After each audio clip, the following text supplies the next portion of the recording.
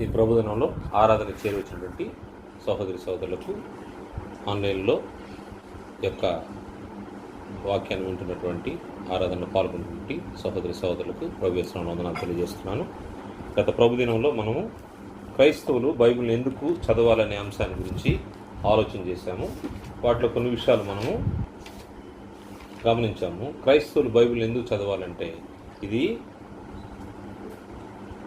దేవుని యొక్క వాక్యమని, ఈ వాక్యము సత్యమని, సత్యాన్ని మనము గ్రహించాలనే ఉద్దేశంతో ఈ బైబిల్ని చదవాలని మనము గ్రంథంలోంచి పరిశీలన చేస్తాం. ముఖ్యంగా ఈ వాక్యం ఎందుకు చదవాలంటే దేవుని ఎదుట యోగ్యునిగాను, సిగ్గుపడనక్కర్లేని పనివానిగాను, సత్యవాక్యమును సరిగా విభజించువానిగాను నీవే దేవునికి కనపరుచుకోవాలంటే వాక్యాన్ని చదవాలని గ్రంథంలోంచి పరిశీలన చేశాము. దాంట్లో కొన్ని అంశాలు, 5 అంశాలు మనము చూసాము. ఈ దేవుని వాక్యాన్ని, బైబిల్ని ఎలా చదవాలనే విషయంలో దీన్ని ఆలోచన చేసినప్పుడు ప్రతిరోజు చదవాలి. మొట్టమొదటి మనం చూసాము, ప్రతిరోజు యొక్క దేవుని వాక్యాన్ని చదవాలని చూసాము. దివారాత్రాలు దీన్ని ధ్యానించాలని చూసాము. వాక్యాన్ని రెండవది ధ్యానించాలి. మూడవది దేవుని యొక్క సంఘము ద్వారా దేవుని యొక్క జ్ఞానము, నానా విధమైన జ్ఞానము తెలియబడుతున్నప్పుడు ఈ జ్ఞానాన్ని మనము పరిశీలనగా గమనించడానికి, దానిని తెలుసుకోవడానికి, దాన్ని పరిశోధించడానికి మనము దేవుని వాక్యాన్ని చదవాలి అనే విషయాన్ని గ్రంథంలోంచి పరిశీలన చేశాము. ఇప్పుడు దాని తర్వాత 4వ విషయం చూస్తే ఆత్మ సంబంధమైన ఎదుగుదల గురించి మనము దేవుని వాక్యాన్ని చదవాలని ఆలోచన చేశాం. ఒక వ్యక్తి దేవుని యొక్క ఇంటిలోకి ప్రవేశించిన తర్వాత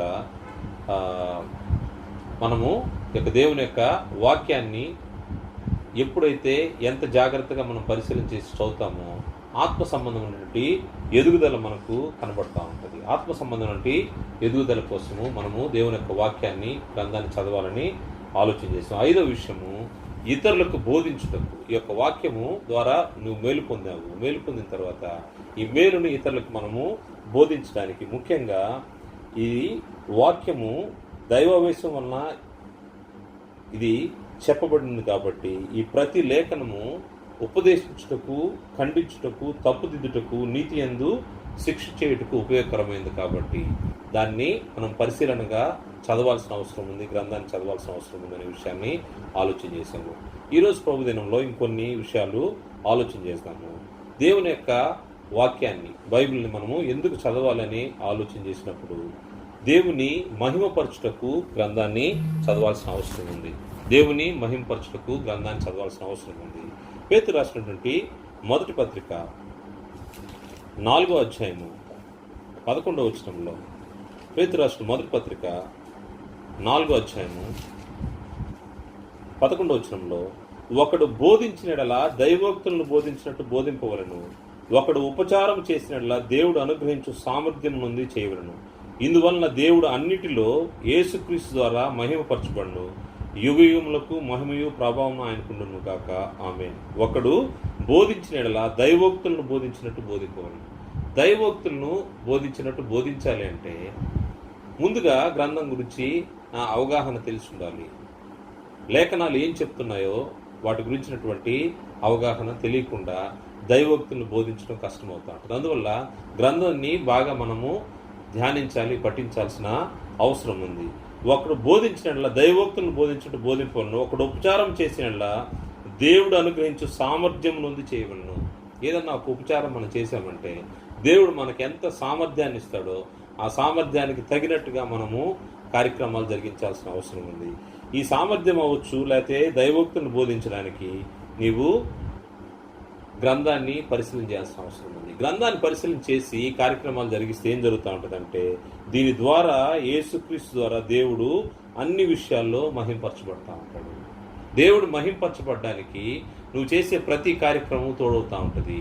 దేవుడు మహింపరచబడడానికి నువ్వు బోధించినా, నువ్వు మాట్లాడినా, నువ్వు సువార్త చెప్పినా, పరిచయం చేసినా, ఏ కార్యక్రమం చేసినా గ్రంథానుసారంగా మనం చేయాల్సిన అవసరం ఉంది. గ్రంథానుసారంగా చేయడం కోసము మనము గ్రంథాన్ని పరిశీలన చేయాల్సిన అవసరం ఉంది. గ్రంథానికి కాకుండా గ్రంథానికి వెలుపల మనం చేసే కార్యక్రమాలు దేవుని చేత అంగీకరించబడవు. వాటిలో లోపాలు జరిగే అవకాశం ఉంటుంది. కాబట్టి మనము బైబిల్ని జాగ్రత్తగా పఠించాలి, ధ్యానించాల్సిన అవసరం ఉంది. దాని ద్వారా జరిగించే కార్యక్రమాల ద్వారా ఏం జరుగుతూ ఉంటుందంటే దేవునికి మహిమ కలుగుతూ ఉంటుంది. దేవుని మహిమపరచడానికి మనము గ్రంథాన్ని చదవాల్సిన అవసరం ఉంది. పేతురు రాసినటువంటి మొదటి పత్రికలోనే 2వ అధ్యాయంలో మన సత్క్రియల ద్వారా కూడా దేవుని మహింపరిచే అవకాశం ఉంది. కాబట్టి దేవుని మహింపరచడానికి మన సత్క్రియలు ఏ విధంగా ఉపయోగపడతాయో చూద్దాం. పేతురు రాసిన మొదటి పత్రిక 2వ అధ్యాయం 11-12 వచనాలు చూస్తే, ప్రియులారా, మీరు పరదేశంలో యాత్రికులై ఉన్నారు గనుక ఆత్మకు విరోధంగా పోరాడు శరీరాశలను విసర్జించి అన్యజనులు మిమ్మల్ని ఏ విషయంలో దుర్మార్గులను దూషింతురో ఆ విషయంలో వారు మీ సత్క్రియలను చూచి వాటిని బట్టి దర్శన దినమున దేవుని మహింపరచినట్లు వారి మధ్యను మంచి ప్రవర్తన గల వారి ఉండవలని మిమ్మను బతిమాలుకుంటున్నాను. సత్క్రియల ద్వారా దేవుని మహింపరుస్తాను. దేవుని మహింపరిచినప్పుడు అన్ని జనులు మన సత్క్రియలను చూసి ఒకప్పుడు మనల్ని, మన యొక్క కార్యక్రమాలు, మన యొక్క పరిస్థితులను బట్టి వాళ్ళు దూషించిన వారు మన యొక్క సత్క్రియలను బట్టి ఏం చేస్తూ ఉంటారంటే వారు దేవుని మహింపరుస్తూ ఉంటారు. దేవుని మహింపరచడానికి నీవు గ్రంథాన్ని జాగ్రత్తగా పఠించాల్సిన అవసరం ఉంది. నువ్వు ఎప్పుడైతే గ్రంథాన్ని ఎక్కువగా పరిశీలన చేసి గ్రంథానుసారంగా జీవితాన్ని సరిచేసుకుంటూ దేవుని యొక్క వాక్యానుసారంగా బ్రతకడానికి ఇష్టపడతావో అప్పుడు దేవుడు మహింపరచబడతా ఉంటాడు. ముఖ్యంగా ఈ వాక్యాన్ని మనము ఎంత పఠిస్తామో, ఈ వాక్యాన్ని, ఈ దేవోక్తులను ఎంత జాగ్రత్తగా మనం బోధిస్తామో, ఈ లోకము వక్రమైనటువంటి మూర్ఖ జనం మధ్యలో మనం ఉన్నాము. దేవుని వాక్యాన్ని మనం చేతపట్టుకున్నప్పుడు వారికి మనము లోకంలో జ్యోతుల వలె కనబడే పరిస్థితి ఏర్పడతా ఉంది. మనం లోకంలో జ్యోతుల వలె వెలిగించబడాలి, అనేక వెలుగునివ్వాలి, వెలిగించబడాలి, అనేక మందిని వెలిగించాలి అంటే ఈ వాక్యాన్ని జాగ్రత్తగా చదవాల్సిన అవసరం ఉంది. అపోస్తలుడైన పౌలు గారు ఫిలిప్పీయులకు రాసిన పత్రిక 2వ అధ్యాయం, అపోస్తలుడైన పౌలు గారు ఫిలిప్పీయులకు రాసిన పత్రిక 2వ అధ్యాయం 14 నుంచి మనం చూస్తే, మీరు మూర్ఖమైన వక్రజనం మధ్య నిరపరాధులను, నిష్కలంకులను, అనింజులైన దేవుని కుమారులగినట్లు సనుగులు సంశయములు మాని సమస్త కార్యములను చేయడి. అట్టి జనము మధ్యను మీరు జీవవాక్యమును చేత పట్టుకుని లోకమందు జ్యోతుల వలె కనబడుచున్నారు. లోకమందు ఈ జీవవాక్యాన్ని పట్టుకుని లోకమందు జ్యోతుల వలె కనబడుతున్నామంటే దానికి కారణము ఈ వాక్యాన్ని ఎప్పుడైతే నీవు జాగ్రత్తగా పఠిస్తావో దాని ద్వారా ఈ యొక్క వక్రజనానికి నీవు ఏ విధమైనటువంటి సందేశము, అనేక మంది నశించిపోతున్న వారిని వెలిగించడానికి మనము జ్యోతుల వలె ఉండాల్సిన అవసరం ఉంది.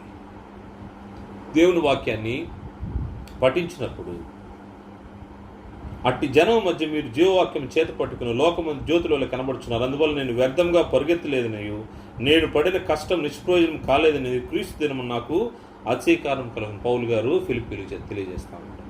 ఆయన పడిన శ్రమ వేస్ట్ కాలేదంట. కారణం ఏంటంటే మీరు జీవవాక్యాన్ని పట్టుకొని జ్యోతుల వలె లోకంలో ఉన్నారు. ఈ జీవవాక్యాన్ని పట్టుకున్నామంటే జీవవాక్యాన్ని పరిశీలన చేస్తున్నాము. ఎవరైతే ఎక్కువగా ఈ జీవవాక్యాన్ని పరిశోధిస్తారో వారు మూర్ఖమైనటువంటి వక్రజనం మధ్య జాగ్రత్తగా ఉండేదానికి అవకాశం ఉంది. వారిని మార్చగలిగేదానికి దేవుడు శక్తి ఇస్తూ ఉంటాడు. దాని ద్వారా ఎప్పుడైతే అన్యజనులు దేవుని ఇంటిలోకి ప్రవేశిస్తూ ఉంటారో అప్పుడు దేవుడు మహింపరచబడతా ఉంటాడు. అన్యజనులనే అర్పణ మనం తీసుకొస్తూ ఉంటాము, దేవుడు మహింపరచబడతా ఉంటాడు. అందువల్ల మనము బైబిల్ ఎందుకు చదవాలి అంటే 6వ విషయము, దేవుని మహిమపరచడానికి మనము గ్రంథాన్ని చదవాల్సిన అవసరం ఉంది.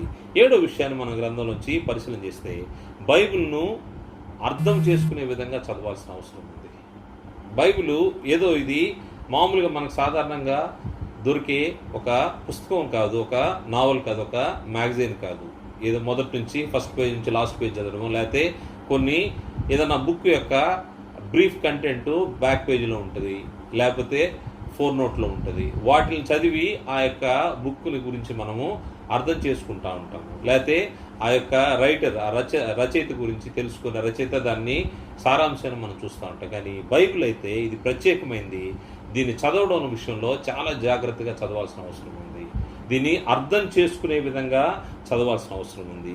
అర్థం చేసుకునే విధంగా చదవకపోతే, ఈ బైబిల్ చదివే విధానం మనకు తెలియకపోతే ఏం జరుగుతూ ఉంటుందంటే లేఖనాలను కలిపి చెరిపే పరిస్థితి ఏర్పడుతూ ఉంటుంది, లేఖనాలను అపార్థం చేసుకునే పరిస్థితి ఏర్పడుతూ ఉంటుంది. అందువల్ల గ్రంథాన్ని జాగ్రత్తగా అర్థం చేసుకునే విధంగా చదవాలని గ్రంథం హెచ్చరిక చేస్తారు. కొరింథీయులకు రాసినటువంటి 2వ పత్రిక, అపోస్తలుడైన పౌలు గారు కొరింథీయులకు రాసినటువంటి 2వ పత్రిక రెండవ అధ్యాయం 15వ వచనం చూస్తే, రక్షింపబడు వారి పట్టను నశించు వారి పట్టను మేము దేవునికి క్రీస్తు సువాసన ఉన్నాము. నశించు వారికి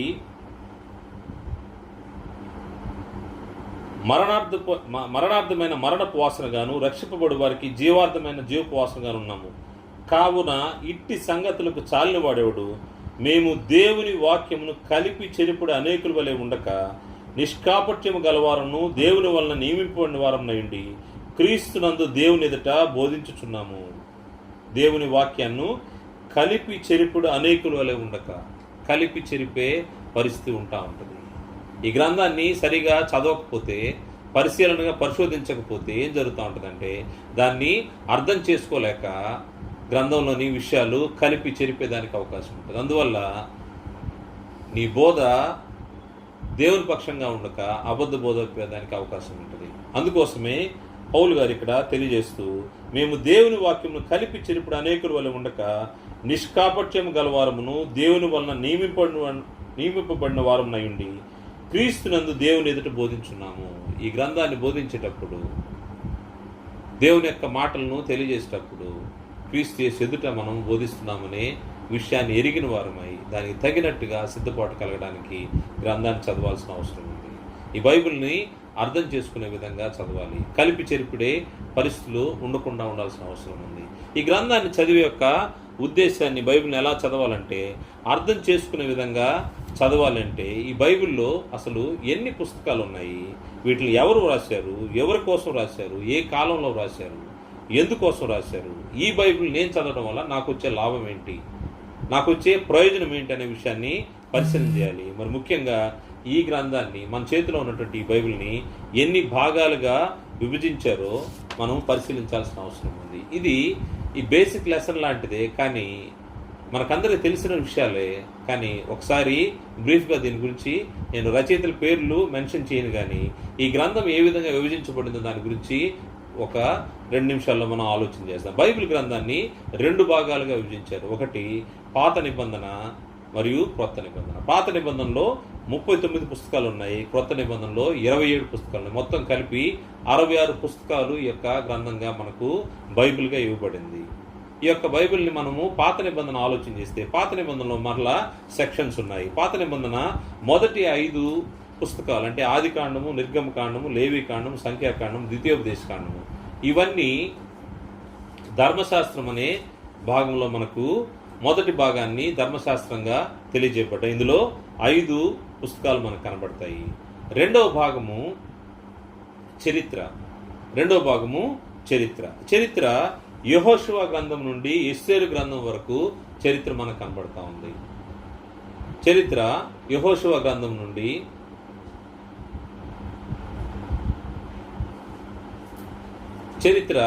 రెండవ భాగం చరిత్ర, ఇది యెహోషువ గ్రంథం నుండి ఎస్తేరు గ్రంథం వరకు ఉండే చరిత్ర మనకు తెలియజేస్తా ఉంది. దాని తర్వాత మూడవ భాగము పద్య భాగము, ఇది యోబు నుండి, యోబు కీర్తనలు, సామెతలు, ప్రసంగి, పరమగీతములు, ఇవన్నీ కూడా మనకు పద్య భాగంగా ఉన్నవి. నాలుగవ భాగము ప్రవక్తల గ్రంథాలు. పాత నిబంధనలో ప్రవక్తల గ్రంథాలు 4వ భాగం. దాంట్లో మరలా 2 డివిజన్స్ ఉన్నాయి. పెద్ద ప్రవక్తలని 5 గ్రంథాలు, చిన్న ప్రవక్తలని 12 గ్రంథాలు ఉన్నాయి. మొత్తము మనకు యెషయా నుండి దానియేలు వరకు పెద్ద ప్రవక్తలు 5 గ్రంథాలు మనకు కనబడతాయి. మరియు చిన్న ప్రవక్తలని హోషేయ నుండి మలాకి వరకు 12 గ్రంథాలు కనబడతాయి. వీటితో మనకు పాత నిబంధన మనకు 4 భాగాలుగా, ధర్మశాస్త్రంగా, చరిత్రగా, పద్య భాగము మరియు ప్రవక్తల గ్రంథాలు. పాత నిబంధన మనకు 4 భాగాలుగా విభజించబడింది. ధర్మశాస్త్రము, చరిత్ర, పద్య భాగము మరియు ప్రవక్తలుగా విభజించబడింది. క్రొత్త నిబంధన ఆలోచన చేస్తే, క్రొత్త నిబంధనలో మనకు మొదటి భాగంలో మనకు సువార్తలు కనబడతాయి. సువార్తల్లో మత్తయి సువార్త, మార్కు సువార్త, లూకా సువార్త, యోహాను సువార్త, ఈ 4 సువార్తలు మన క్రొత్త నిబంధనలో మొదటి భాగంలో కనబడతాయి. రెండవ భాగము అపోస్తులు చేసినటువంటి కార్యములు. అపోస్తుల కార్యముల గ్రంథంలో మనకు అపోస్తులు ఏ కార్యాలు జరిగించారో, మొదటి శతాబ్దము సంఘ చరిత్రలో ఏ కార్యక్రమాలు జరిగించారో దాని గురించినటువంటి వివరాలు మనకు అపోస్తుల కార్యాలు కనబడతాయి. మూడో భాగంలో పౌలు గారి యొక్క పత్రికలు మనకు కనబడతాయి. మూడో భాగంలో పౌలు గారి యొక్క పత్రికలు చూస్తే రోమా నుండి ఫిలోమోను వరకు పత్రికలు, రోమా నుండి ఫిలోమోను వరకు మనకు పత్రికలు కనబడతాయి. వీటిని పౌలు పత్రికలు అంటారు. దాని తర్వాత 4వ భాగము సాధారణ పత్రికలు. కొత్త నిబంధనలో 4వ భాగం సాధారణ పత్రికలు, హెబ్రీ నుండి యూదా వరకు, హెబ్రీ పత్రిక నుండి యూదా పత్రిక వరకు సాధారణ పత్రికలు. అదేవిధంగా చివరి భాగము, కొత్త నిబంధనల చివరి భాగము ప్రవచన గ్రంథం. అది ప్రకటన గ్రంథము. ప్రకటన గ్రంథాన్ని ప్రవచన గ్రంథం అంటారు. ఈ విధంగా క్రొత్త నిబంధనని 5 భాగాలుగా మనం చూడొచ్చు. మొట్టమొదటిది సువార్తలు, రెండవది అపోస్తల కార్యములు, మూడవది పౌలు గారి పత్రికలు, తర్వాత సాధారణ పత్రికలు, 5వది ప్రవచన గ్రంథం అయినటువంటి ప్రకటన గ్రంథం. ఈ విధంగా బైబిల్ని 2 భాగాలుగా, పాత నిబంధన, క్రొత్త నిబంధన, అదేవిధంగా పాత నిబంధనలో 4 భాగాలుగాను, క్రొత్త నిబంధనలో 5 భాగాలుగాను మనకు విభజించబడ్డాయి. ఈ విషయాలు మనం తెలుసుకునేటప్పుడు ఎందుకు ఈ బైబిల్ మనకు అవసరము, బైబిల్ని చదివేటప్పుడు అర్థమయ్యే విధంగా చదవాలి అంటే దీనిలోంచి ఏ విషయాలు మనం గ్రహిస్తామని ఆలోచన చేస్తే ఈ గ్రంథాన్ని చదివినప్పుడు దేవుడు ఎవరో మనకు అర్థమవుతూ ఉంటుంది.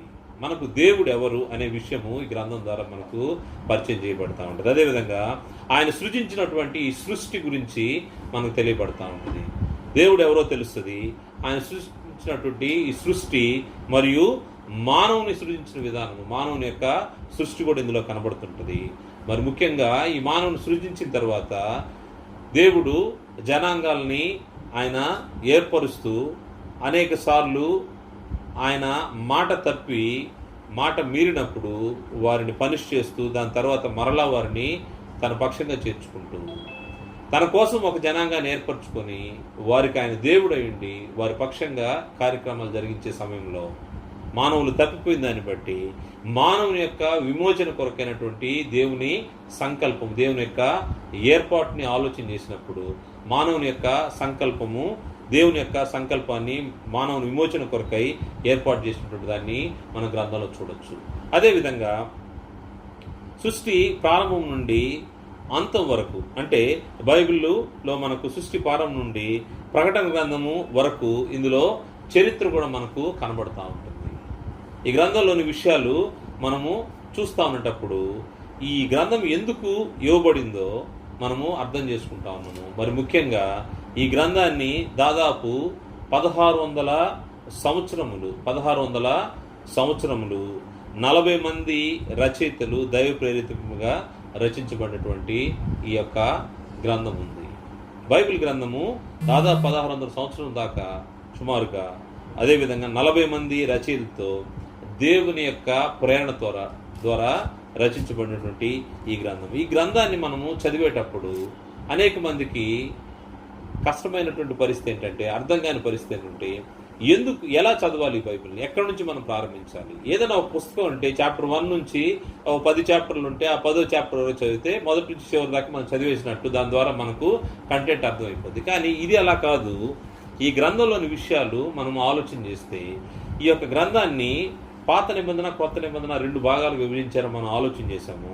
ఈ పాత నిబంధన మనం చూసినప్పుడు పాత నిబంధనలో మనకు చరిత్రకు సంబంధించినటువంటి విషయాలు మనకు కనబడుతూ ఉంటాయి. మానవుని యొక్క సృష్టి, తర్వాత దేవుడు ఎవరో, దాని తర్వాత మానవుడు దేవుని మాటను మీరి ఏ విధంగా దారి తప్పాడు, దాని తర్వాత దాని కొరకైనటువంటి దేవుని యొక్క విమోచన సంకల్పం ఏంటో సమస్తము మనకు పాత నిబంధనలో చరిత్రగా కనబడుతూ ఉంటుంది.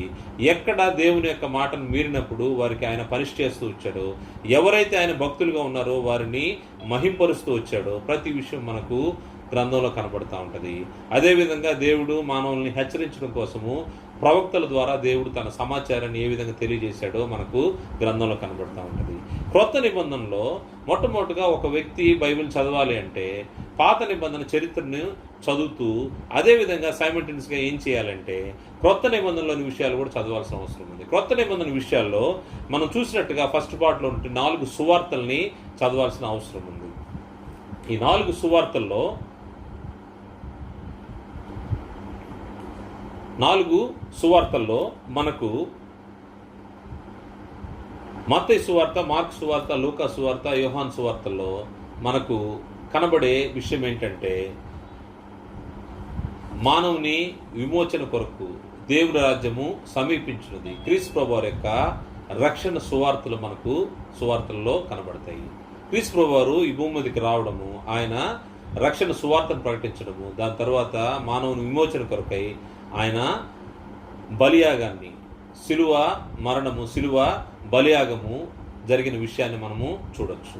గ్రంథంలో ఈ విషయాలు మనకు కనబడతా ఉంటాయి. అందువల్ల పాత నిబంధన చదువుతూ అదేవిధంగా కొత్త నిబంధనలో కూడా సువార్తలు చదవాలి. దాని తర్వాత మొదటి శతాబ్దంలో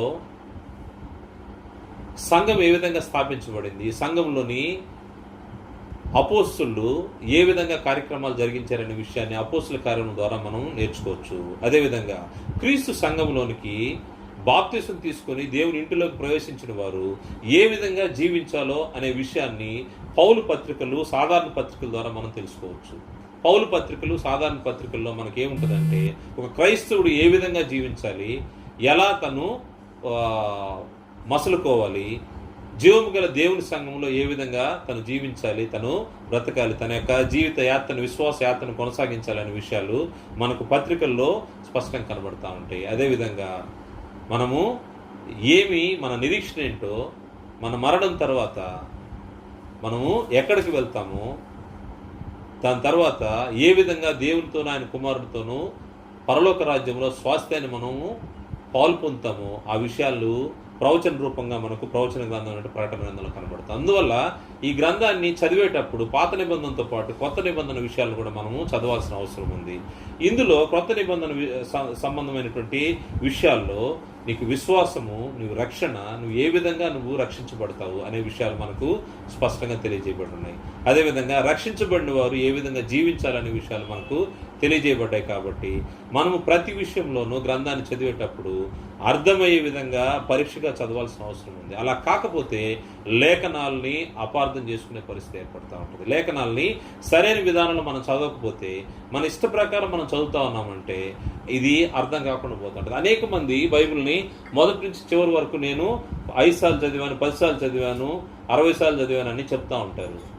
ఆ విధంగా చదవడం వల్ల వారికి ఎంతవరకు అర్థమైందో నాకే తెలియదు. కానీ గ్రంథాన్ని చదివే విధానం మాత్రము, చరిత్ర గురించి తెలుసుకోవాలనుకున్నప్పుడు మనము దేవుడు ఎవరో, సృష్టి ఎవరో వాటి గురించి తెలుసుకోవాలనుకుంటే పాత నిబంధన చరిత్రను మనం చదవాల్సిన అవసరం ఉంది.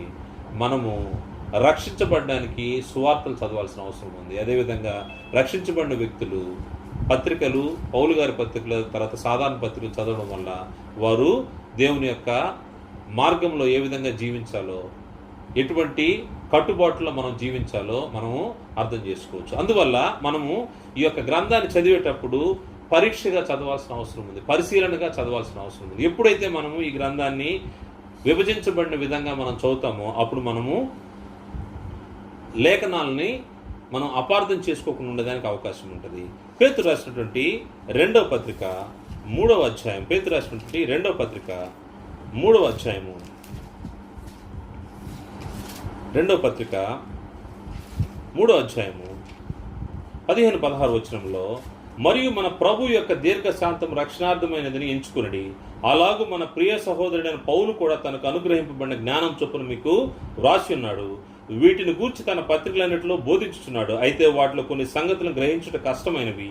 వీటిని విద్యావిహీనులను, అస్థిరులైన వారును తక్కిన లేఖనమును అపార్థం చేసినట్టు తమ స్వకీయ నాశనమునకు అపార్థం చేయుదురు. అందువల్ల ఎప్పుడైతే ఈ యొక్క గ్రంథాన్ని సరైన విధానంలో మనం చదవలేదంటే, సరైన విధానంలో ఎప్పుడైతే మనం దీన్ని పరిశీలన చేయకపోతే లేఖనాలను అపార్థం చేసుకునే దానికి అవకాశం ఉంది. లేఖనాలను అపార్థం చేసుకుంటే ఏం జరుగుతూ ఉంటుందంటే స్వకీయ నాశనమే. మనము లేఖనాలను సరిగా మనం అర్థం చేసుకోకపోతే మనం స్వకీయ నాశనాన్ని మనం తెచ్చుకున్నట్టే. ఈ గ్రంథాన్ని చదువుతూ సరైన విధానంలో దాన్ని మనం పరిశీలన చేయకపోతే మనము స్వకీయ నాశనాన్ని తెచ్చుకున్నట్టే. అదేవిధంగా ఈ గ్రంథం గురించి చాలా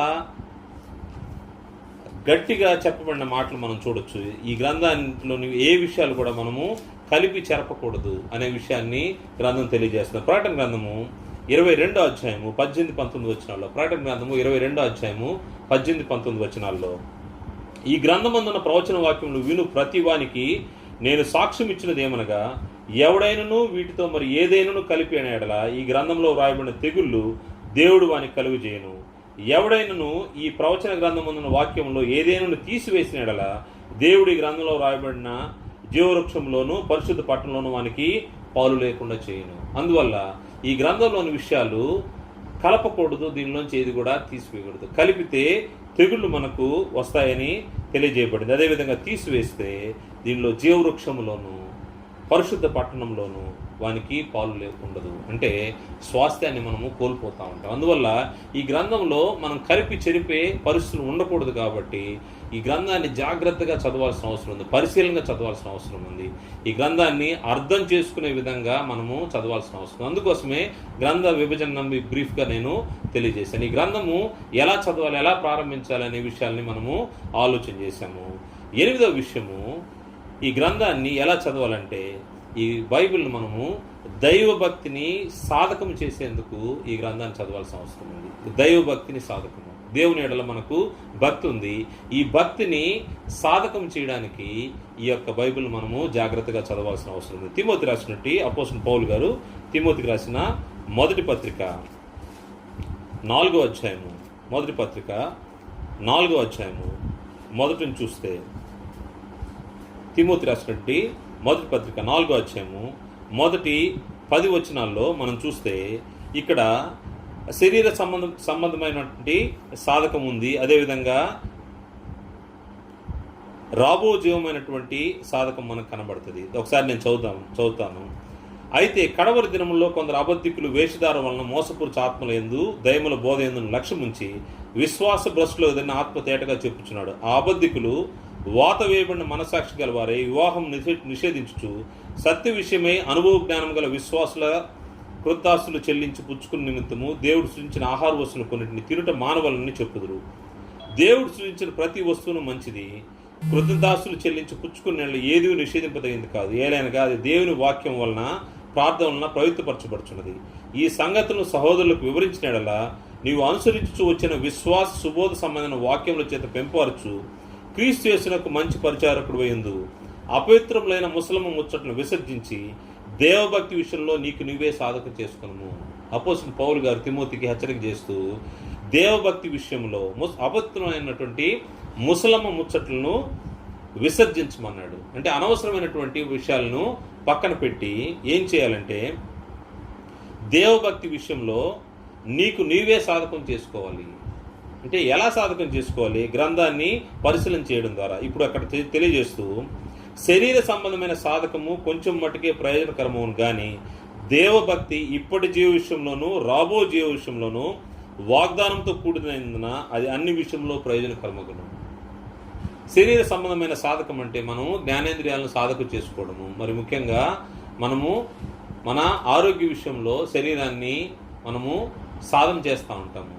అది ఈ జీవం వరకు మనకు పనికొస్తుంది. కానీ దేవభక్తి విషయంలో అయితే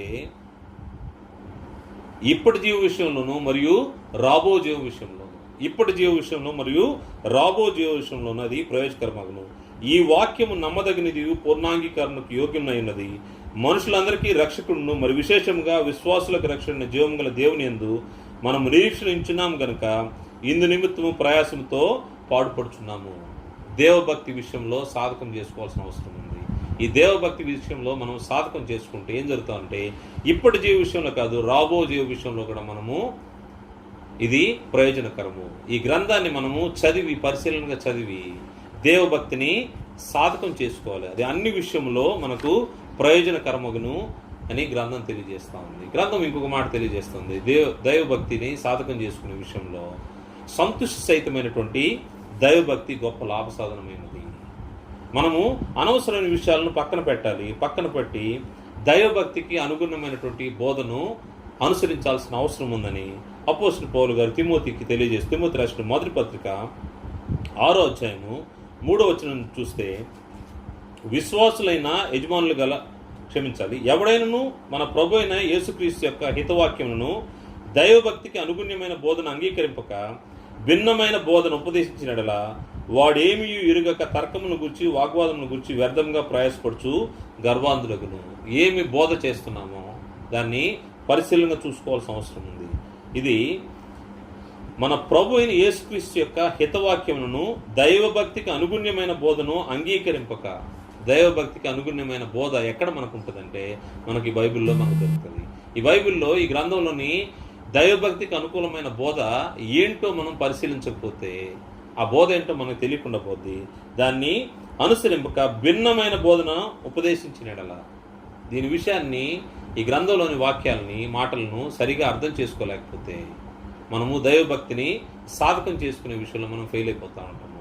అలా కాకుండా భిన్నమైన బోధన ఉపదేశించినలా వాడేమీ ఎరుగక తర్కములను గురించి, వాగ్వాదములను గురించి వ్యర్థముగా ప్రయాసపడుచు గర్వాంధులను, వీటి మూలముగా అసూయ, కలహములు, దూషణలు, దురమానులు, చెడిపోయిన మనసు కలిగి సత్యహీనులై దైవభక్తి లాభసాధనం అనుకున్న మనుషుల వ్యర్థ వివాదములు కలుగుచున్నవి. అనేక సార్లు మనం చూస్తూ ఉంటాం, ఈ గ్రంథం పైన అవగాహన లేని మనుషులు రకరకాలుగా మాట్లాడుతూ ఉంటారు. వారు వాదిస్తూ ఉంటారు, తర్కాలు చేస్తూ ఉంటారు, కానీ దానివల్ల ప్రయోజనం లేదు. కారణం ఏంటంటే వారు నిజమైనటువంటి క్రీస్తు యేసు యొక్క హితవాక్యమును, దైవభక్తికి అనుగుణ్యమైన బోధలో వాళ్ళు లేకుండా పోవడం వల్ల ఈ కార్యక్రమాలు జరుగుతూ ఉంటాయి. అందువల్ల మనము గ్రంథాన్ని ఎక్కువగా చదివి దైవభక్తికి అనుకూలమైనటువంటి క్రీస్తు యేసు యొక్క హితవాక్యములకు అనుకూలమైనటువంటి దైవభక్తిని సాధకం చేసుకోవాల్సిన అవసరం ఉంది. మరి ముఖ్యంగా నువ్వు దైవభక్తి, ఎందుకంటే నువ్వు భక్తిహీనుడుగా ఉండకుండా క్రమమైన మార్గంలో దేవుని యొక్క మార్గంలో బ్రతకాలంటే దైవభక్తి సాధకం చేసుకోవడానికి గ్రంథాన్ని పరిశీలన చేయాల్సిన అవసరం ఉంది. అపోస్తలుడైన పౌలు గారు తిమోతికి రాసినటువంటి 2వ పత్రిక 2వ అధ్యాయము 15-16 వచనాల్లో, 2వ అధ్యాయం 15-16 వచనంలో, దేవుని ఎదుటి యోగిని గాను, సిగ్గుపడనక్కర్లేని పనివాని గాను, సత్యవాక్యమును సరిగా ఉపదేశించువాని గాను, కింద ఫుట్నోట్లో విభజించువాని గాను, నిన్ను నీవే దేవునికి కనపరుచుకుంటూ జాగ్రత్త పడము. అపవిత్రమైన ఒట్టి మాటలకు విముఖుడై ఉండుము. అట్టి మాట్లాడువారు ఎక్కువగా భక్తిహీనులగుదురు. అపవిత్రమైనవి మాట్లాడుతూ, గ్రంథాన్ని సరిగా తెలిసి తెలియక మాట్లాడుతూ, దేవుని యొక్క వాక్యాన్ని సరిగా విభజించకుండా దాన్ని తెలియక మాట్లాడే వాళ్ళు ఏం జరుగుతూ ఉంటుందంటే మరి ఎక్కువగా భక్తిహీనులు అయిపోతూ ఉంటారంట. భక్తిని మనం సాధకం చేసుకోవాలంటే గ్రంథాన్ని బాగా చదవాల్సిన అవసరం ఉంది. చదవాలి, దీన్ని జాగ్రత్తగా అర్థం చేసుకోవాలి. ఈ భక్తిని సాధకం చేసుకోవడానికి దేవుని ఎదుట మనం ఎలా ఉండాలంటే యోగ్యులుగా మనం కనబడాలంటే సిగ్గుపడనక్కర్లేని పనివానిగా, సత్యవాక్యమును సరిగా విభజించువానిగా నిన్ను నీవే దేవునికి కనపరుచుకోము. దేవునికి కనపరుచుకోవడానికి ఈ భక్తిని సాధకం చేయాలి. భక్తిని సాధకం చేయడం కోసము మనం గ్రంథాన్ని చదవాల్సిన అవసరం ఉంది. 9వ పాయింట్ మనం చూస్తే, ఈ బైబిల్ని ఏ విధంగా చదవాలి, ఎందుకు చదవాలంటే ఈ బైబిల్ని ఆసక్తితో, ఉద్దేశపూర్వకంగా చదవాలి. ఆసక్తి అంటే దానిపైన మనం ఫుల్గా ఫోకస్ చేసి చదవాలి, ఇంట్రెస్ట్గా చదవాలి. అదేవిధంగా ఉద్దేశపూర్వకంగా చదవాలి.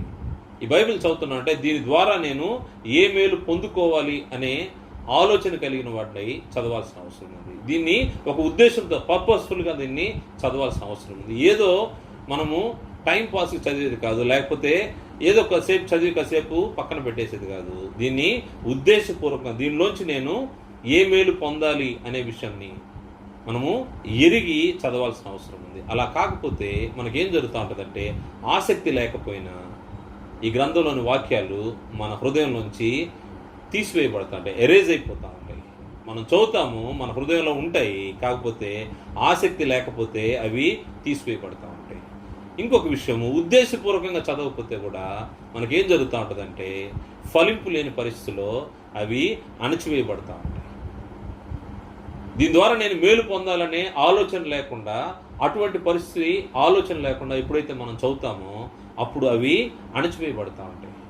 అందువల్ల పర్పస్ఫుల్గా, ఇంట్రెస్ట్గా చదవాలి, ఆసక్తితో, దాని తర్వాత ఉద్దేశపూర్వకంగా చదవాలని గ్రంథం తెలియజేస్తుంది. ప్రభు వారు చెప్పినటువంటి ఒక ఉపమానాన్ని మనం గ్రంథం నుంచి పరిశీలన చేస్తే, మత్తయి సువార్త 13వ అధ్యాయంలో విత్తువాని యొక్క ఉపమానాన్ని ప్రభు వారు చెప్తూ, విత్తువాని ఉపమానంలో 2 విషయాలని గ్రంథంలోంచి మనం పరిశీలన చేద్దాం. మత్తయి సువార్త 13వ అధ్యాయము 18వ వచనం చూస్తే, విత్తువాని గూర్చిన ఉపమాన భావం వినుడి. ఎవడైనను రాజ్యంను గూర్చిన వాక్యం వినియు గ్రహింపక ఉండగా దుష్టుడు వచ్చి వాని హృదయంలో విత్తబడిన దాన్ని ఎత్తుకుని పోను. త్రోవ పక్కను విత్తబడినవాడు వీడే. ఆసక్తి లేకపోతే ఏం జరుగుతూ ఉంటుందంటే నువ్వు చదువుతావు కానీ ఆసక్తితో చదవలేదు. ఏదో నువ్వు తప్పకుండా చదవాలి కాబట్టి ఒక అధ్యాయము, లేకపోతే ఉదయాన్నే చదవాలి కాబట్టి బైబిల్ పట్టుకోవడము, లేకపోతే ఈ రోజులో ఎంతో కొంత చదవాలి కాబట్టి, అది ఆసక్తితో చదివేది కాదు. ఆసక్తితో చదివితే అవి మన హృదయంలో ఫలిస్తూ ఉంటాయి, హృదయంలో నాటపడుతూ ఉంటాయి. ఇక్కడ కూడా విత్తనం గురించి చెప్తున్నమాట, ఎవడైనా రాజ్యమును గూర్చిన వాక్యం వినియు గ్రహింపక ఉండగా దుష్టుడు వచ్చి వాని హృదయంలో విత్తబడిన దాన్ని ఎత్తుకుని పోను, త్రోవ పక్కన విత్తబడిన వాడు వీడే. అందువల్ల ఆసక్తి లేకపోతే త్రోవ పక్కన విత్తనం ఏ విధంగా ఫలింపు లేకుండా దుష్టుడు ఎత్తుకుపోతాడు. ఆసక్తి లేకపోతే గ్రంథాన్ని చదివే విషయంలో ఆసక్తితో చదవాలి. ఆసక్తి లేకపోతే దుష్టుడు ఎత్తుకుపోతూ ఉంటాడు. నీ హృదయంలో వాక్యం ఎత్తబడుతుంది, కానీ అది ఎక్కువ రోజులు ఉండదు ఆసక్తి లేకపోతే. అదేవిధంగా రెండో విషయం, ఉద్దేశపూర్వకంగా చదవకపోతే ఏం జరగదు చూద్దాము. రాతి నేలను విత్తబడినవాడు వాక్యం విని వెంటనే సంతోషంతో దాన్ని అంగీకరించేవాడు. అయితే అతనిలో వేరు లేనందున అతడు కొంతకాలం నిల్చును కానీ వాక్యం నిమిత్తమైన శ్రమ అయినను హింస అయిన కలం కానీ అభ్యంతరపడును. ముండ్ల పొదల్లో విత్తబడినవాడు వాక్యం వినువాడే కానీ ఐహిక విచారమును ధనమోసమును ఆ వాక్యం అణచివేయను గనక వాడు నిష్ఫలుడవును. దీని ద్వారా నేను ఈ గ్రంథాన్ని ఉద్దేశపూర్వకంగా చదివే వ్యక్తి యొక్క పరిస్థితి ఎలా ఉంటుందంటే, దీనిలోంచి నేను ఫలింపును పొందుకోవాలా అనే విధంగా ఉద్దేశపూర్వకంగా చదువుతాడు. దీని ద్వారా నేను మేలు పొందాలనే విధంగా చదువుతాడు. కానీ ఉద్దేశం లేనప్పుడు, ఆబ్జెక్టివ్ లేనప్పుడు ఏం జరుగుతూ ఉంటుందంటే, వింటాము, చదువుతాము, విడిచిపెట్టి వెళ్ళిపోతూ ఉంటాం. ఏం జరుగుతూ ఉంటాయంటే, ఈ ఐహిక విచారాలు, ఈ శ్రమ, హింస ఇవి వచ్చినప్పుడు వాక్యాన్ని మనము సరిగా చదవలేము, వాక్యం పైన మనము కాన్సన్ట్రేట్ చేయలేము. దాని ద్వారా ఏం జరుగుతూ ఉంటుందంటే అణచివేయబడతా ఉంటాం, ఫలింపు లేని జీవితం కనబడతా ఉంటుంది. ఉద్దేశపూర్వకంగా చదవాల్సిన అవసరం ఉంది. మనము ఏ ఉద్దేశంతో మనం ఈ గ్రంథాన్ని చదువుతున్నామో దాన్ని ఎరిగిన వారమై దీన్ని చదవాల్సిన అవసరం. దాని ద్వారా ఏం జరుగుతూ ఉంటుందంటే, దాని ద్వారా మనము నిత్యత్వాన్ని పొందుకుంటాము. మనం గ్రంథాన్ని చదవాల్సిన విధానం చూస్తే 10వ విషయము, నిత్యత్వపు కోణంలో గ్రంథాన్ని చదవాలి. అంటే నిత్య జీవాన్ని పొందేదానికి ఈ గ్రంథాన్ని చదవాలి. ఉద్దేశపూర్వకంగా మనం గ్రంథాన్ని చదవాలని ఆలోచన చేశాము. 10వ విషయాన్ని మనం ఆలోచన చేస్తే, నిత్యత్వపు కోణంలో అంటే నిత్య జీవాన్ని పొందేందుకు బైబిల్ చదవాల్సిన అవసరం ఉంది. నిత్య జీవాన్ని పొందాలంటే ముందుగా ఈ గ్రంథంలోంచి ఏ విషయాలను పరిశీలన చేయాలంటే, దేవుని యొక్క దయాపూర్వకమైనటువంటి సంకల్పం ఏమైందో నువ్వు తెలుసుకోవాల్సిన అవసరం ఉంది.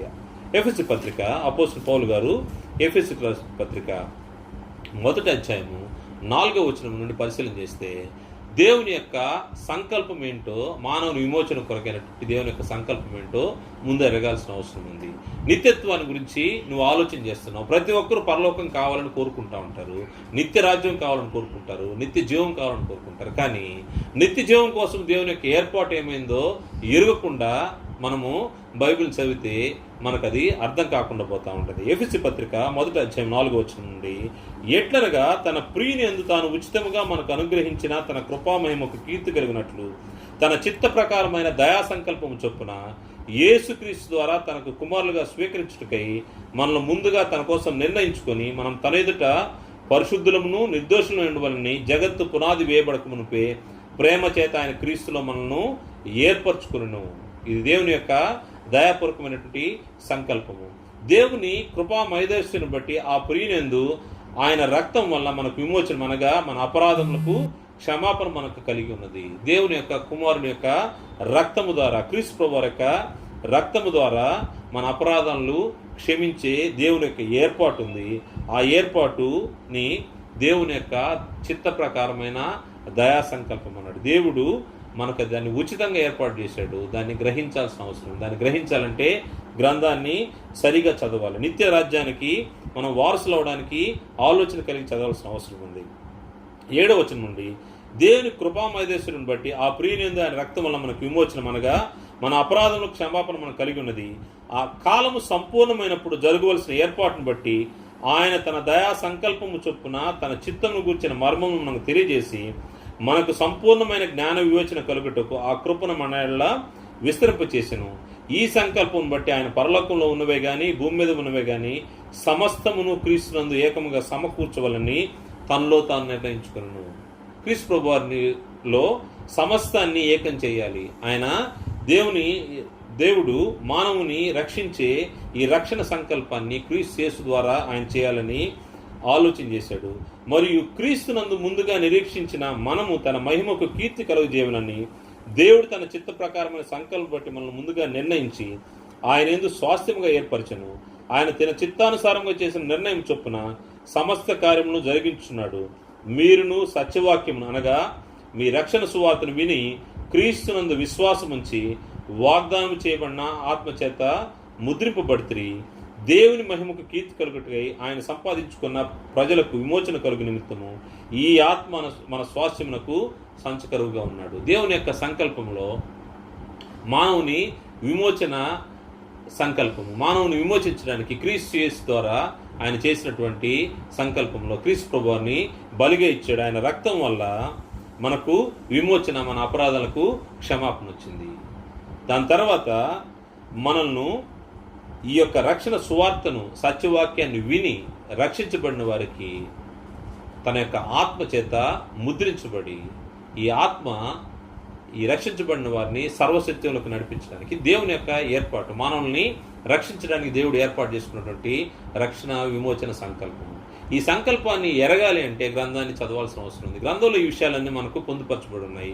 బైబిల్ని ఎవరైతే ఆసక్తితో చదువుతారో, నిత్యత్వపు కోణంలో చదవడం అంటే నిత్య జీవాన్ని ఏ విధంగా నేను పొందుకోవాలంటే నిత్య జీవానికి సంబంధించినటువంటి మాటలు గ్రంథంలో పొందుపరచబడి ఉన్నాయి. వీటిని జాగ్రత్తగా పరిశీలన చేయాల్సిన అవసరం ఉంది. ఎవరైతే దేవుని యొక్క సంకల్పాన్ని ఎరుగుతారో, దేవుని సంకల్పంలో క్రీస్తు యేసు ద్వారా నిత్య జీవము, క్రీస్తు యేసు ద్వారా రక్షణ, క్రీస్తు యేసు ద్వారా క్రీస్తు యేసునందు విశ్వాసం ఉంచిన వారు రక్షింపబడతారని గ్రంథం హెచ్చరిక చేసినప్పుడు దాన్ని మనం అనుసరించాల్సిన అవసరం ఉంది. ఎవరైతే దాని ద్వారా రక్షించబడి ఆ మాటలు విని, మాటలు చదివి వాటి ప్రకారం విశ్వాసం ఉంచుతారో వారు నిత్యరాజ్యానికి వారసులు అవుతూ ఉంటారు. యోహాను సువార్త 3వ అధ్యాయము 14వ వచనం చూస్తే, యోహాను సువార్త 3వ అధ్యాయము 14వ వచనంలో 14 నుంచి 16 చదువుదాము. ఏ విధమైనటువంటి రక్షణ సంకల్పంలో క్రీస్తు ప్రభువు ఏ విధంగా మరణించాలని దేవుడు ఏర్పాటు చేశాడో ఆలోచన చేస్తే, మరియు పరలోకం నుండి దిగి వచ్చిన వాడే, అనగా పరలోకంలో ఉండి మనిషి కుమారుడే తప్ప పరలోకంలోకి ఎక్కిపోయిన వాడు ఎవడూ లేడు.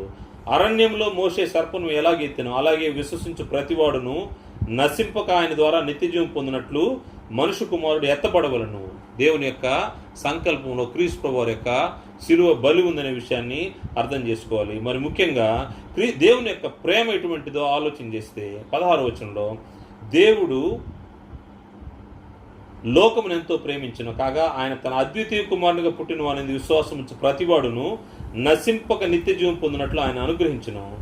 లోకము తన కుమారుని ద్వారా రక్షణ పొందుటకే గాని లోకమునకు తీర్పు తీర్చుకు దేవుడు ఆయన లోకంలోనికి పంపలేదు. దేవుని యొక్క సంకల్పము, క్రీస్తు ప్రభువారి యొక్క బలి, క్రీస్తు ప్రభువారు ఏ విధంగా మరణించాలో, ఏ విధంగా ఆయన ద్వారా రక్షింపబడాలో మానవులు ఈ గ్రంథంలో తెలియజేయబడింది. దానికోసమే ప్రభువారిని ఆయన బలిగా ఇచ్చాడు. ఎవరైతే ఆయన యందు విశ్వాసం ఉంచుతారో, అందుకోసమే చెప్పిన అద్వితీయ కుమారునిగా పుట్టిన వాని యందు విశ్వాసం ఉంచు ప్రతివాడును నశింపక నిత్య జీవం పొందినట్లు. నిత్య జీవానికి వెళ్ళే మార్గం మనకు గ్రంథంలో తెలియజేయబడింది. నశింపక నిత్య జీవం పొందాలంటే ఈ గ్రంథాన్ని పరిశీలనగా చదవాల్సిన అవసరం ఉంది. అలా కాకుండా నిత్యత్వపు కోణంలో చదవకపోతే దీన్ని చదివి కూడా ప్రయోజనం లేదు. ఎందుకోసం మనము ఈ గ్రంథాన్ని చదువుతున్నామో, దేని బహుమానంగా మనం పొందాలని ఆలోచన చేస్తున్నామో దాన్ని మనము చేపట్టడానికి, దాన్ని మనము ఆ స్వాస్థ్యాన్ని పొందడానికి అనుకూలమైనటువంటి వాక్యాలు ఇందులో పొందుపరచబడి ఉన్నాయి. సత్యము పొందుపరచబడి ఉంది. దాన్ని జాగ్రత్తగా చదవాలి. ఎవరైతే క్రీస్తు ప్రభువుని యందు విశ్వాసం ఉంచుతారో వాడు నశింపక నిత్య జీవం పొందుతాడని గ్రంథము తెలియజేస్తూ ఉంది. యోహాను సువార్తలోనే 3వ అధ్యాయంలో 36వ వచనంలో చూస్తే, కుమారుని యందు విశ్వాసం ఉంచువాడే నిత్య జీవం కలవాడు. మనం నిత్యత్వపు కోణంలో ఆలోచన చేసినప్పుడు కుమారుని యందు విశ్వాసం ఉంచువాడే నిత్య జీవం కలవాడు. కుమారునికి విధేయుడు కానివాడు జీవము చూడడు కానీ దేవుని ఉగ్రత వాని మీద నిలిచియుండును. ఎవరైతే కుమారుని యందు విశ్వాసం ఉంచరో వారి మీద దేవుని యొక్క ఉగ్రత నిలిచి ఉంటుంది. ఈ ఉగ్రత ఉందనే సంగతి కూడా బయట వాళ్ళకి తెలియకపోవచ్చు. ఈ గ్రంథం చదవకపోతే ఉగ్రత మన మీద ఉందనే విషయం వాళ్ళు గ్రహించలేని పరిస్థితి.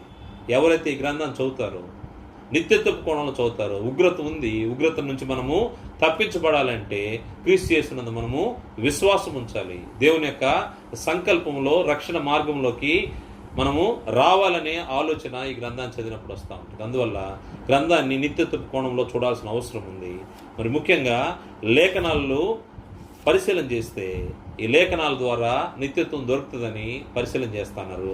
ఆ లేఖనాల్లో చెప్పబడినటువంటి రక్షకుడే క్రీస్తు ప్రభువారు అనే విషయాన్ని ప్రభువు తెలియజేస్తూ యోహాను సువార్త 6వ అధ్యాయము, యోహాను సువార్త 5వ అధ్యాయం 36 నుంచి మనం చూస్తే ప్రభువారు చెప్పినట్టు మాట కనబడుతుంది. యోహాను సువార్త 5వ అధ్యాయం 36వ వచనం నుండి, అయితే యోహాను సాక్ష్యం కంటే నాకు ఎక్కువ సాక్ష్యం కలదు.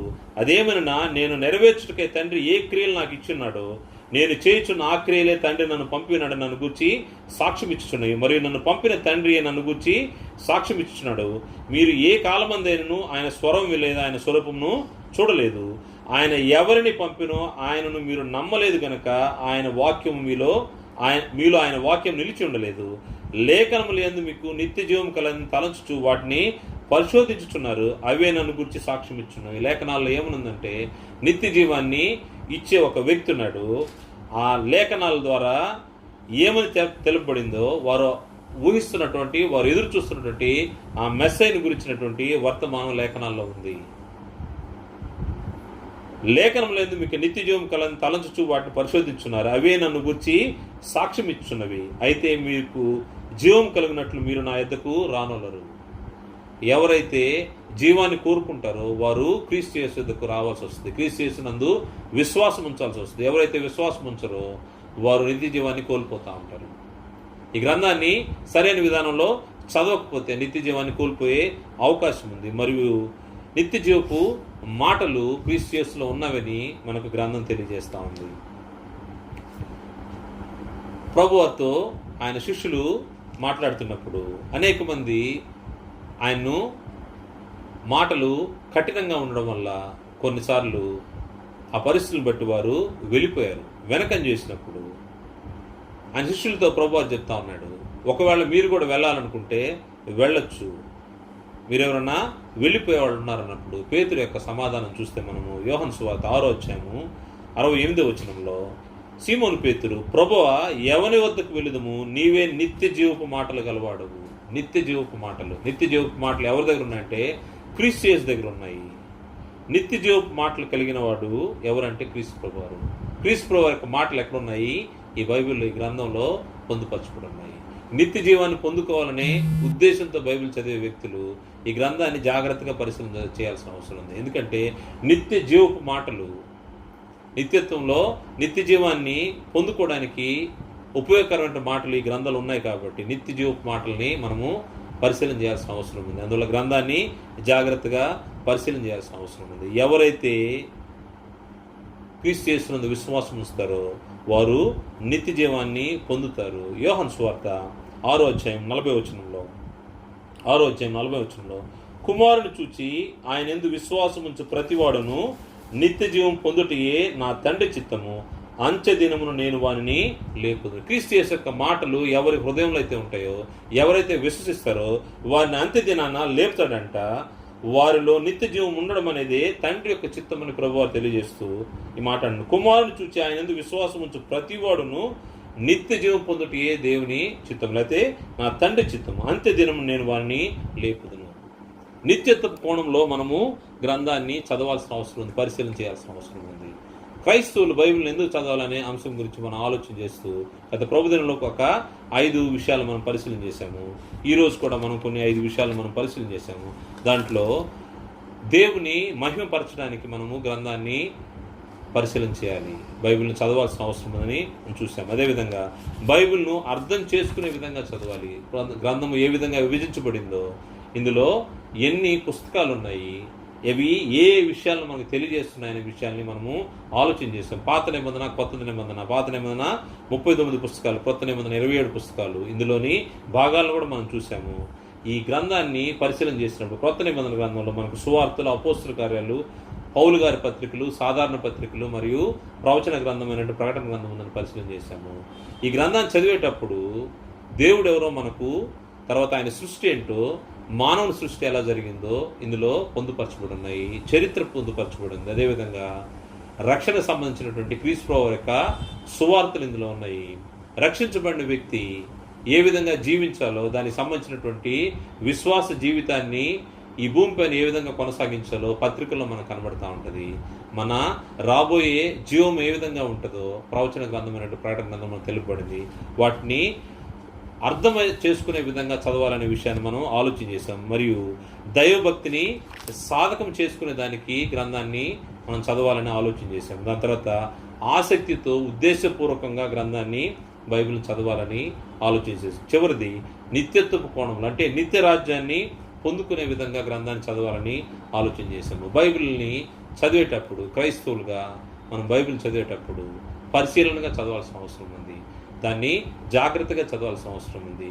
నిత్య జీవాన్ని పొందుకోవాలనే ఉద్దేశంతో చదవాల్సిన అవసరం ఉంది. కాబట్టి దేవుడు మనకు ఏర్పాటు చేసినటువంటి స్వాస్థ్యం, ఆ స్వాస్థ్యాన్ని పొందుకోవడానికి మనము పనికిరాని వారమంటూ మనల్ని క్రీస్తు యేసు ద్వారా, క్రీస్తు ప్రభువు యొక్క బలి ద్వారా మనల్ని ఆయన రక్షించి దేవుని ఇంటిలో అనగా సంఘంలో, సహవాసంలో ఆయన చేర్చాడు. చేర్చి విశ్వాస యాత్రను కొనసాగించుకోమని ఆయన తెలియజేసి మన గ్రంథాన్ని ఇచ్చినప్పుడు ఈ గ్రంథంలోని విషయాలను పరిశీలన చేస్తూ దాని ప్రకారంగా మన జీవిత విశ్వాస యాత్రను కొనసాగించుకోవాలని, మరి ముఖ్యంగా ఈ దేహాన్ని విడిస్తే నా మటుకైతే బ్రతుకుడు క్రీస్తే, చావైతే లాభం అని పౌలు గారు చెప్పినట్టుగా ఈ దేహాన్ని విడిస్తే దేవునితోనూ ఆయన కుమారునితోనూ ఉండే నిత్యత్వపు స్వాస్థ్యాన్ని పొందుకునే విధంగా ఈ గ్రంథాన్ని చదవాలని ప్రభుపేట మనం చేస్తూ ముగిస్తున్నాను. అందరికీ వందనాలు.